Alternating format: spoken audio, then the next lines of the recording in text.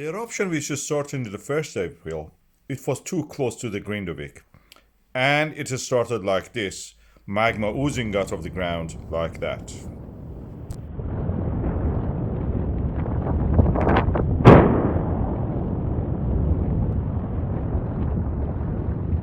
And the movement of the magma creating dikes and fracturing the rocks ahead of itself, creating a storm of the earthquakes in that area.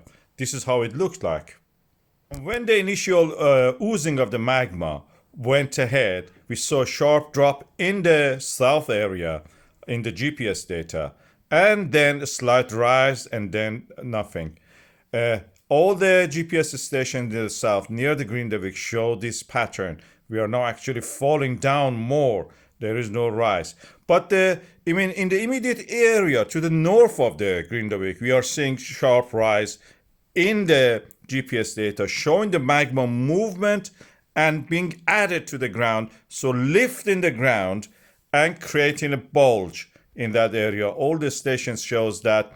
We'll also show you the stations on the map. You can see that they're all located to the north of this Grindavik Sorsengi area. Most interesting was the GPS data from the Vågor, which up to that point was quite constant. Then we had a rise now. The land is rising. This is the GPS stations map. And when we show them in the form of the stress existing in these areas, we see two clear points. One was near the Grindavik, that was the eruption.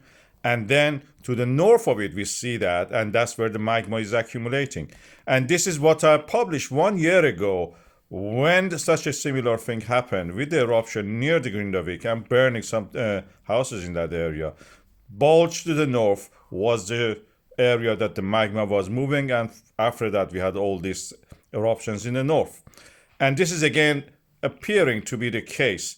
We are now having the magma almost near the surface, 1.5 kilometers down within the earth crust, near the Vågor, between the Store Storkfjell and Little Skogfjell, in those areas.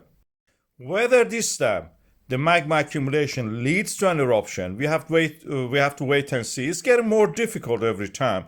But what we are seeing is that the magma accumulation has started, is rising sharply, and in this way we can actually see within the earth crust what's going on. This is what happens when you know your structural geology.